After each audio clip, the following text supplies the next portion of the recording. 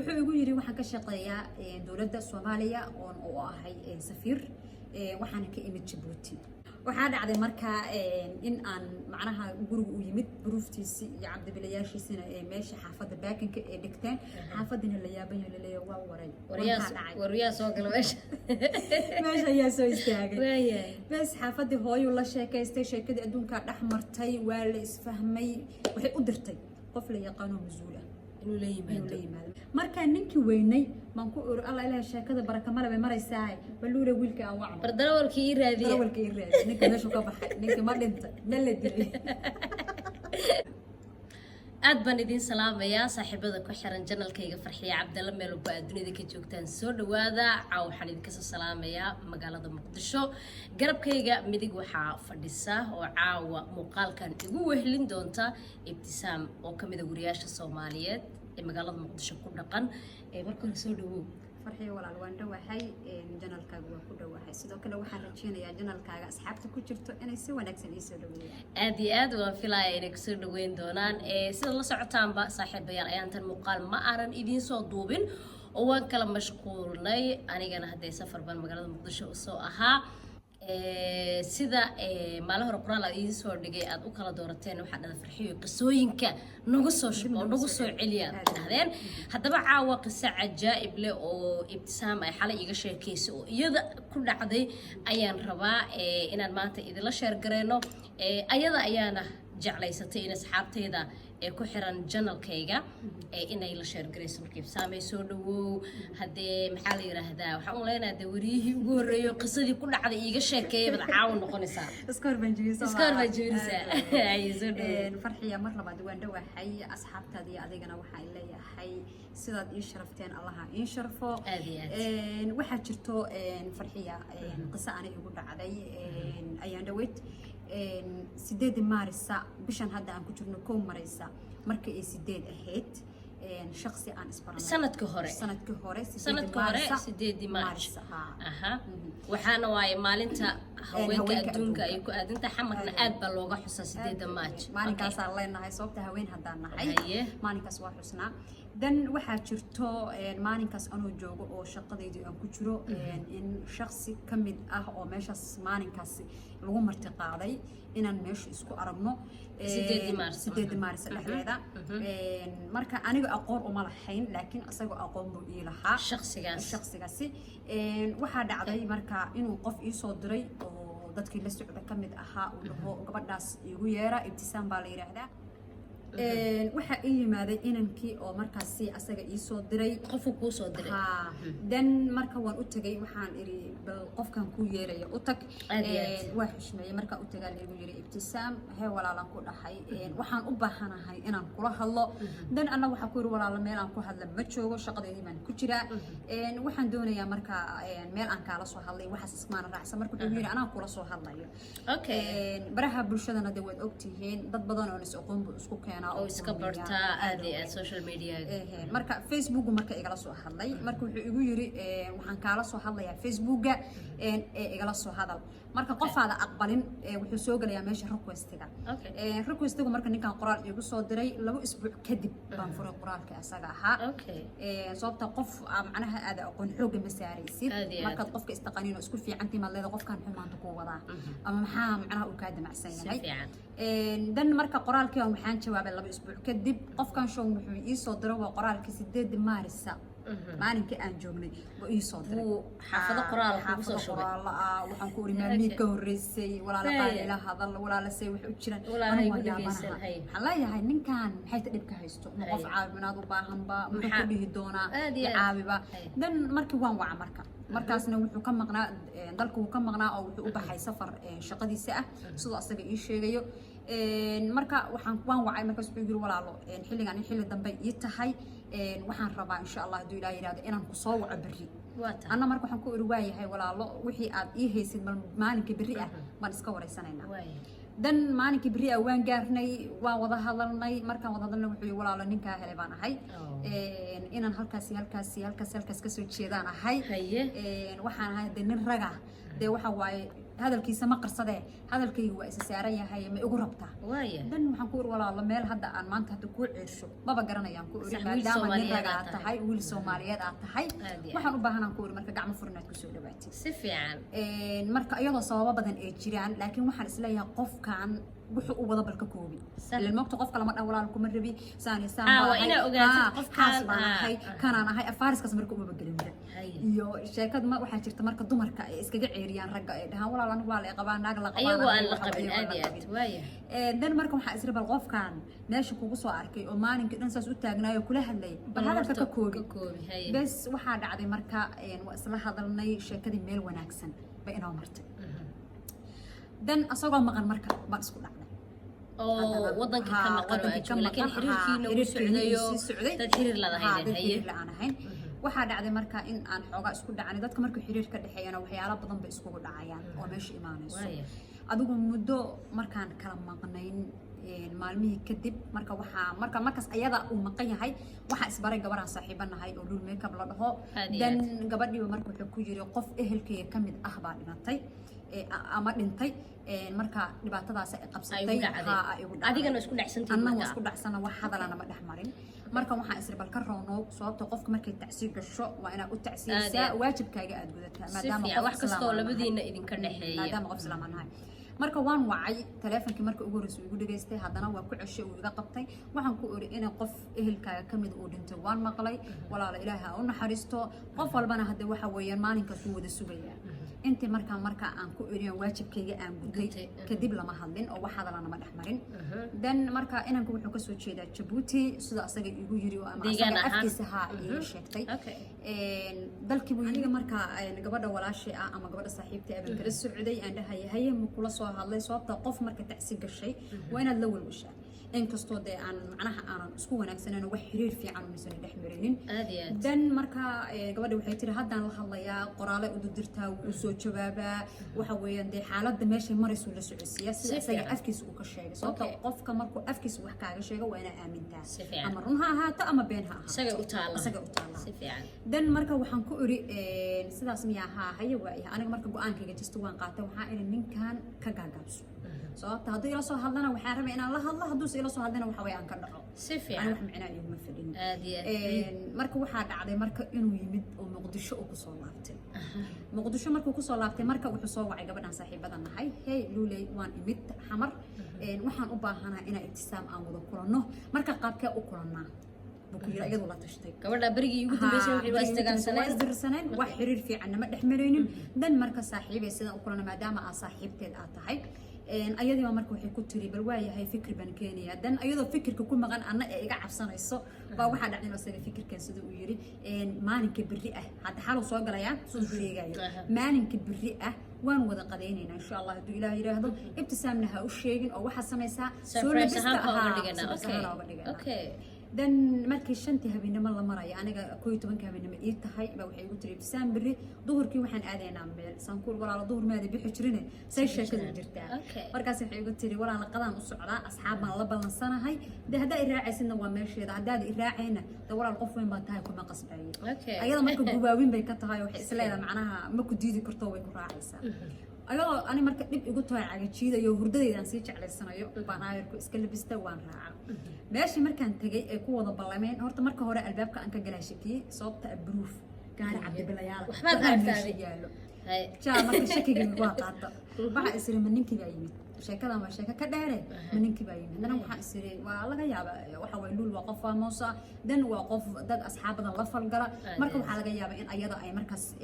ay dad meesha kula balansantahay miiska aan sii fadhiisanay waxaan arkay waa qof korkayga taagan qofkii isaga ahaa waagi baa igu bariyay naxdin baraf gacmayga waxaan kur wallahi farxiyo baraf waxaad moodaa qof aadan ka filaynin meesha inuu joogo yaa aad iyo aad si fiican hay dan marka waxaan ku iri waa xanaaqa marna waa farxay marna waa murugooday dan waa la soo fadhiistay meesha waa iska qadaynay iska baashaanay codsi wuxuu iga soo codsaday ah inaan macnaha aan ka raali noqdo ibtisaanay wax kasta way dhacaan waxaa ku iri waa laga heshiiyaa haddana waxaan rabaa inaan heshiino marka waxaan ku walaal anigu kuma qabo wadana ma qabi dan dadkan way isku dhacaan markuu xiriir ka dhaxeeyeen walaal soo dhawo meesha ma ku qaqadaynay dan wuxuu yiri hore ma in qaada ana marka waxaan ku oranayo aan proof iyo alaabahaas ma jeceliye saaqaas ay gelin xaafad waxa iska deganay xalkeeda og yahay ha bajaaj man iska dhacaya sababta nafteeda u turanaya anoo baxarkeega kale iska badalay bas marka waxa dhacday markan xaafadeeda imaaday uu soo wacay wuxuu yiri hey ibtisaam maanta kulanka asaga ah waan ku faraxsanaa inaan ku arko dan waa maalinka labaad aan is arkayna aniga adiga waxaan u baahanahay in aan reerka aan la soo hadlo aan ka doono wow good news dan marka waa ku soo kala dhaafay sheekada markii aan wada sheekaysanayna waxaan ku yiri maxaad qabataa maadaama aan weyn tahay in ragana dad u shaqaysta badana isla ku wada ogaado waxaad ka shaqaysaa walaal sababta qofka noloshiisa inay ogaato wax loo baahan yahay wuxuu igu yiri waxaan ka shaqeeyaa dawladda Soomaaliya oo ahay safiir waxaan ka imid Djibouti okay waxaan ahay safiir ka yimid Djibouti oo u fadhiyo Soomaaliya ayuu barashadiini ku saleeyay marka isbarnaysiin ku sheegay inuu yahay okay marka waxaan ku iri sidaas marka safiir dhanba dawlad matalay marka adigu gacanta ku haysta dan waxa isriba qeyrki la sheegay baba ku soo doonto niyo waxa istir shaqo weyn babeeleysa da qof dumarana waa iska fahmi karaysaa iyada anaga mihinada aan ku jirno runta markii laga hadlo warbaahinta waxa aan ka helno waa iska yar yihiin laakiin magac baa laga sameeyaa ee dhaqaale laga sameeyaa aad iyo aad si fiican dan waxa isri markay ibtisaamay waxa aan ku fikiraba inaan ka shaqaysanayo $30,000 iyo meelaha waxa istiri show safaarad baad fariisan doontaa tay noqotaba okay marka waxa dhacday in yiri safaarad baan ka shaqeeyaa sidaas baa safiir baan ahay haye dan marka sheekada markay meesha guur ay timaado xaaladii hore way ka duwan tahay aad iyo aad family bar hadii la yiri way ka duwan tahay gurigii baan soo galay gabadhii saaxiibtay baan la sheergareeyay waxaan ku urudulay sheekan ku haya oo ku saabsan wiilkii aan xiriirka naga wada dhaxeeyay waxaan u baahanahay inaan sheekado aan kula wadaago waxay igu tiri bal maxay tahay sheekada waayahay kafee baan ta u sameysana sheekadii lafaha ka garaacna waxaan ku ori ninkii wuxuu igu yiri reerkii bar reerkan see u baraaban ku qof aniga aan maanta aanan aqoonin oo ii sheegto inuu dalkana ka soo jeedo laakiin dan aan Soomaali aan isla nahay familkiisana aan garanayno maanta qof familkiisa oo barin haasan ugu dhiiradaa baan ku ori sababta waxa wanaagsan qof aad taqaan marka guud waxa la qof aad taqaan u sheegay loo dhibtaa Soomaali ba hore u tiri marka waxaan ku ori qof maanta dalkana ka yimid baa iri sidee marka maanta ugu dhiiradaa marka waxay igu tiri walaalo gabar baa tahay guri joogna waa tahay qofka dadkiisana waa la baran karaa ehelkiisana waa la baran karaa waxa laga yaabaa dad badan inay maanta mas'uuliyad ku jiro haduu yiri dawladdan ku jira in dad badan ay mas'uul ay ka noqdaan mas'uuliyadda waayahay baan ku iri waxay tiri marka reerka baan barayna marka waxaan ku iri intaan reerka loo gaarin gabadhan saaxiibadana hooyadeeda joogto khayr Allah siiyo maanta waa hooyadeeda labaad aan jecelahay waxa dhacday marka inaan maamadii aan u yeero hooyo arrinkaas jirto da qofka weyna waa garaad adigu sareeyo marka waxaan ku urooy arrinkaas jirto hooyo waxay igu tiri barsheekada aan u kaadino dan wax hadda maanta lagu ordo ma aha guurna markuu meesha yimaado da waa fahmi kartaa ibtisaamay marka waxaan ku uri hooyo maxaan sameynaa waxay tiri ninka aan la kulmay ii keeno sax waxay tiri ninka ani aan ka arko aan la kulmaan u baahan hooyo marka waxaan ku uri hooyo warkaas waa cad yahan ku uri sababta ani markaan kula tashanayay waxaan ka rabay inaad aniga wax ii kordhiso marka wada ninka la fariisanayso waa dad family dan markaas ayadaana marka waxaan ku rooyay maxaad ka wareysan kartaa oo marka isla sheer gareynay waxaan ku iri qofka maanta u dhow oo macnaha asaga uu garanayo anagana aan garan karno buu sheegaya ka wareyso dan meeshii kale loo raaci lahaana ka wareyso waxaan ku iri ninkan warcad iga keen waan ku balaminayaa waan wacay waxaan ku iri ina adeer guriga laga rabaa wara guriga imaanta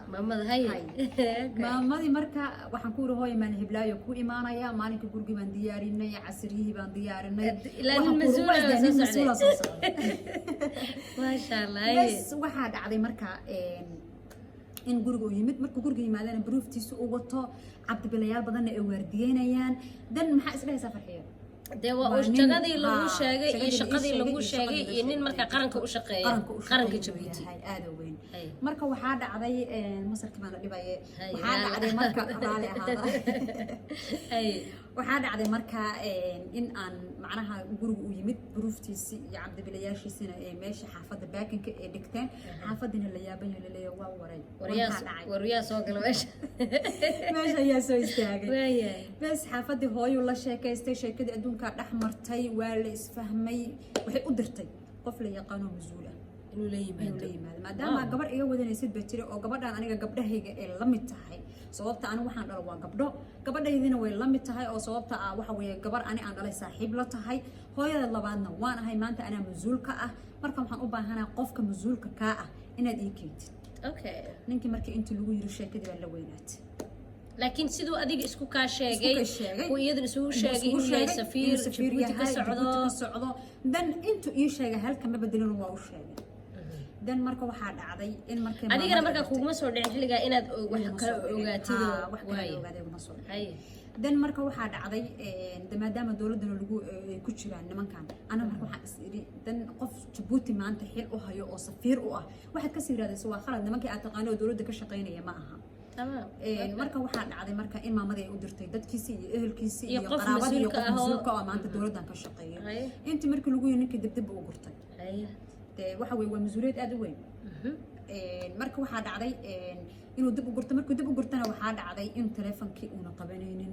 xilligii aan ballami jirnin uusan isoo wacaynin xaaladda ay ku adag tahay markuu isoo wacan uu leeyahay tamaam seetan fiicanta maasha Allah alxamdulillah shaqaan hayaa meel heblaayaan ku mashquulsanahay sidaan mashquul awal aan haysanin uu la soo kordho ani ilaa ma ka shakinin oo sababta way waxaan isleeyahay ninkan waa nin dawladdu shaqeynaya nin masuul marka haduu maalinkii oo dhan saacad ku soo nasiib leeyahay waxaa dhacday marka in ninkii la waayay marka alxamdulillah sheekada waan kusoo kala dhaafay maalinka qadada aan qadaynaynay waxaa wada bruufka wiil annaga asxaab aan nahay ayaa bruufta kaxeynaya waday marka waxaan ku iri luuley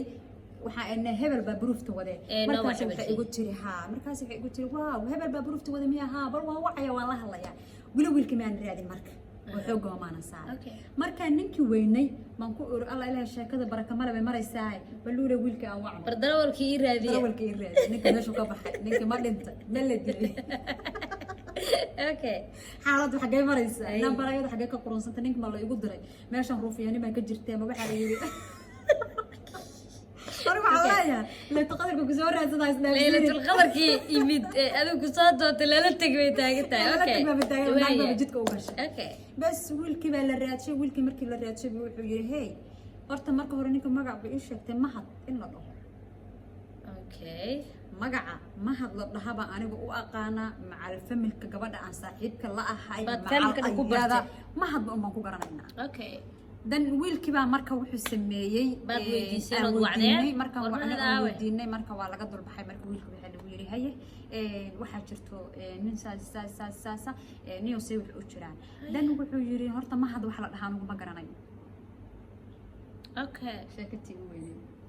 ajaayib haye ya say wax u jiraan ninka maalinka guriga aad noo keenay ma odag dhana proofka ku kaxeenaysay ma hal lama dhaha maxay markaas wuxuu yiri eedo ninka ama magac kale in sheegtay ama gabadha ama been in sheegaysa hay islaanti waxay wareertay waxay tiri anu horta gabadha waxay tiri wax kale kuma maqlin ayadoo mahad ku haysa un baan maqlay asaga afkiisana wuxuu iga sheegtay mahad maalintii yawmal aakhirana waa liisoo istaajinaya taas ayada maya ka dhaho ninka magacii hay ninka waxa la dhahaa bakar hay waa sheeka kale bakar bal haya xagga noogee bakaro muxuu yahay marka inaad adaa wadaay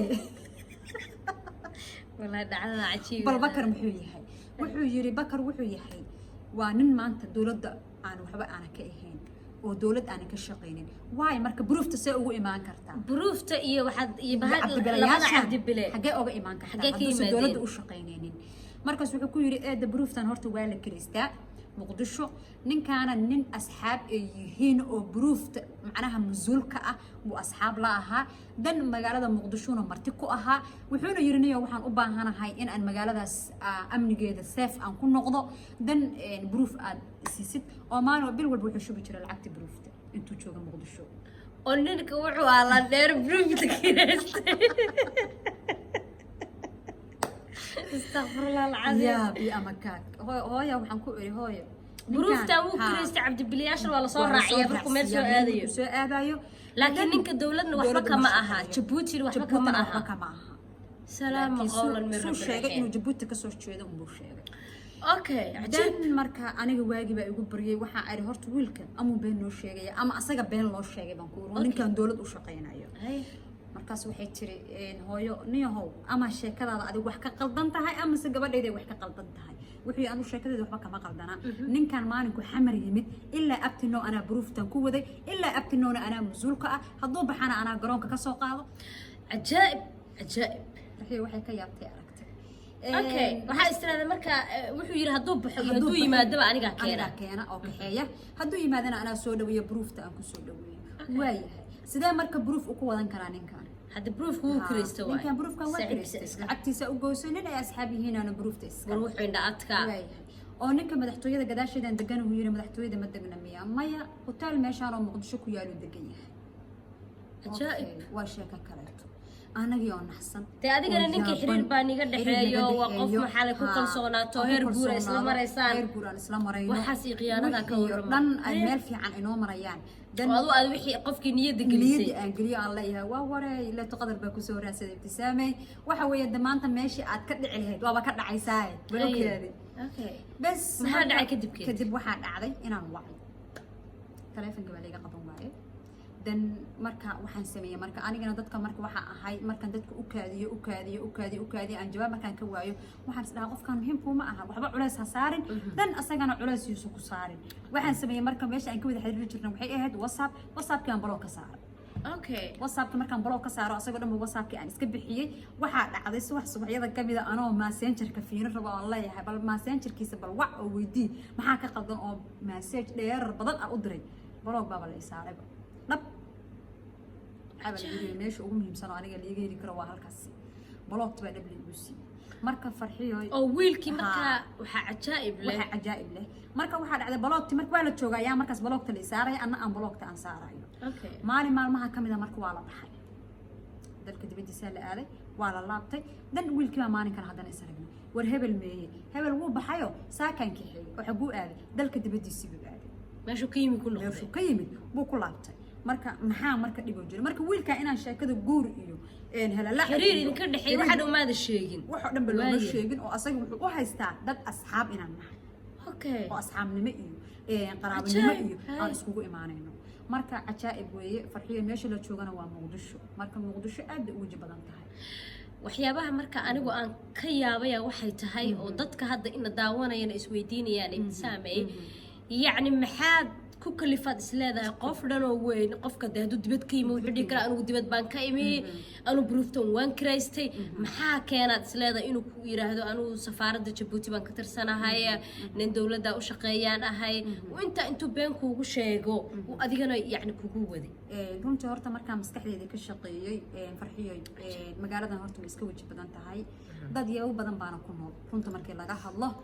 dad gobolada ka yimid dad qurbaha ka yimid inta way wada joogaan maantay markii runta laga hadlo nimanka Soomaaliyeed ama ragga Soomaaliyeed boqolkiiba boqol ma dhihi kari laakiin in fiican ba ku jirto inta kale marka waxay u soo shaqo tagaan inay gabdhaha xumeeyaan ani markaa maskaxdeeda ka shaqeeyay oo maskaxdeeda aan isiri ninkaas maxaa ka khaldanaa cadowtinimada intaas la eg ku qabay xiriir been inta ku wada waqti ka lumiyay haddana wax uusan ahayn uu isku sheegay marka anigu waxaan isiri waxa laga yaabaa qof la soo dirsaday inuu yahay ما أوغان كري صارت قفل صادرة حتى مرة أوقف فكري مر حتى وأوقف فكري وحن إسرين كمان دتك أما واحد لقى يابا إنه يصير جوده فاميل كذا هل كان متشوقو مركا ده هدي أي سنة إلى هنا أنا أدو إن الفاميل ما توجي سو كلي واحد فاميل كذا ده تلفون كبر لهاي ده أدو مرة نولش أسكيل ما فاميل كذا أنا وحن كوكا نحسنا فرحية ويكوكا نحسين صارت وحن أنا وش هيك بيقعد هذا نه مركا وحلقة إنه يصير مركا meelahaas dhaadheer iyo qofku yaqaan keen iyo mabal isla gaarayo laakiin waxa ajaa'ib la wallahi qofna yani title uusan lahayn iyo meel uusan hayn inuu sheegto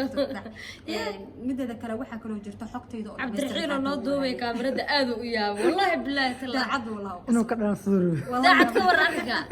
walaga dhan suru ila ku dashi sadaqa waa bixisaan marka okay marka adigana marna kuuma soo dhicin arrinkan qofka intaad wada socoteen maadaama dawladdu ka tirsan inaad saamay baarto oo dad kale aad weydiiso xataa Djibouti maxaa leedahay in nagala shaqeeyo halkan joogo inaad weydiiso ama wariyaasha hata kuguma soo dhicin kuma soo dhicin sababta waxaa sirreel qadarkiiba ku yimiyay qarso aniga maxay soo wuxuusay adiga dad soo way ii sheeg leeyahay laakiin waxa isdahay Cabdiraxiin dhibka ka batay waxa waa ninka kaliya marka meeqaad wada socoteen waxaan soconay de intuu asaga iraadinaya horta waa basanado iska dhaaf xagga isu dhaaf inta aan xiriir dhab aan u lahayn waxay tahay waa sanad hal sano oo dhalatay oo dhamaatay uu gabar walaashiyo oo miskiina uu been ku guray haddaadan rabin oo dan aadan ka lahayn maxaad waqtigeeda walaal macaan oga luminaysaa marka fariinta aan u diray marka gabdhaha Soomaaliyeed ay tahay maya fariinta waxa ka horeeyay mid asaga u diraysid mid asaga u diray aniga asaga wajimaba kaliya asaga wajiga balay maxaa yeelay waqti sanad ah blog ma ka qaad may inaan ka qaadanan ma rajeynayo okay hadda horta meeshaan ay dhacdo muuqaalkan inuu gaaro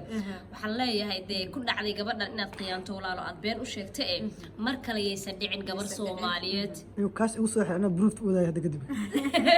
inaad been u sheegto okay gabdhaha marka sheekooyinka noocan ah iyo kuwa soo dhaweeyay muddooyinka ugu dambeeyay way soo badanayeen maxaa fariino oo gabdhaha u reebaysa oo aad u diraysa oo aad leedahay kaga feejignaada arrinka aad weyn farxi horta aad u mahadsan tahay waa fursad labaad waxaa jirto horta gabdhaha Soomaaliyeed horta waxay u joogaan waa niman waa rag waa guur ma garatay gabarna de waxa dhaqi kara waa nin oo sababtoo ah markii lagu leeyahay gabar guur bay u joogtaa sababta ma ahan inaan dhahno ninka aan naqaan basan guursanayna dad aan is aqoon ba is guursado is xalmado baraha bulshada iska barto dadkoodii la raadiya laakiin meesha waxa ku jirta laqdamada marka nimanka kale ee wadaan ilaahay barbar ha naga mariyo gabdhaha Soomaaliyeedna waxaan leeyahay nin kasta ha iska raacina laakiin qof adinka aad macnaha imtixaan badan amarsiiseen ogaateen exactly waxa uu yahay meel loo raaci karo u jirta hadda aniga waa iga hoos baxdo sababta dawladda dad ku jira asxaab badan baa la leeyahay baad waxaad dhihi lahayd war ninkani waxaas uu ii sheegtay shaqada ma haya oo shaqada ma ka shaqeeyaa laakiin adiga waxa istiri marba qof de cadeymihii iyo proofkii wixii marka artaa istiri alla leeyahay qofkan shaqada uu ku jiraayay haddana ma ka shakin kartin magaalada yaa la wada joogaa marka يعني وحاجة وحياة شكل كوجو أبورايو وحياة أنا شكل كوجو أبوري مكان حتى وبإيش تقف أن ما أنت أن أصحاب لو أن حي ومعناها ده حتى أن راديو وحواي الصحة وحيجة شو أبكر إنه ساحب لي هاي وقولوا هاي بوشك تحتها هذا مركب مسكين بعد ولا ما ذكري ما ذكري مركب حاسرين حق أغش كن كرتا قف كان أسجع أفكس وحكي على شيء أفكس آمن قف وحكي كل هذا آمن وين سيدي بعد مركب كعرّيو ده فيلم كيسي كفشل مركب قبلها وحنا لا يحي ولا ليالا واحد أكتهين أما هبتان أما أهرادسين حب بدن أجلسين راعة الرادية تاس أمر أدريا قبلها الصومالية ولا شيء ابتسام أدبي أمها تسنت هاي الشيء كذا عجائب كله يدو كل عادة إرمان تأين لو ذاكتي وجنال كي يصوف فريستي وحنا كنت صير ساعة إن أد كفي جناتان قبلو dadka qaar ee rabay lugooyada u socdo oo adiga aan nolol ka rabin adiga aan jacayl ka rabin adiga aan yaani jacayl inay ku lugooyaan hada maanta yaani haduu qofku yiraahdo anu wadan hiblaayan ka imi hada door waxba ma haysan laakiin adigan ku raawa karti yaani adduunku qof waxaysta iyo qof aan waxaysan maahe isfahamka ayaa ugu muhiimsan labada qof inay isfahmaan marka meeshaas waxa idin kaga soo baxday in mar walba aad feejinaataan tan kale qofka aad xiriirka la leedahayna sal iyo baar inaad u taqaanid marka hore inta aadan waqti fara badan ku luminba saas qurux badan waana ka xunahay runtii ani iyo daacad sheekadan kugu dhacday waliba adigoo wariyaashii kamida الله يسناها يو ما قاعد كرو وحرت يقول قاعد وحيتها ننكاس جانس ويقول واي فرحية كل جيسة أما كل جي أنا أطاقة أنا حيوان وتأم أطاقة عادي مركا ويسكن على مركا قار مركا لكن وحاول مرة تي وحكوا عن مركا لا وتكفي تجنا نساء ومسؤول الله ونساء إنه اسكت دوبا وكاميرا دني إنه هي عبد الرحيم داعد ولا الكي وحاد لنا هاي كلن دنبه xiisa leh insha Allah idin kana aragtidiina commentiga noogu soo reeba arrinkan si oo aragtaan iyo haday jirto dad dhacdooyin la mid la kulmay marka intaan mar kale kulmayno sidaas iyo nabad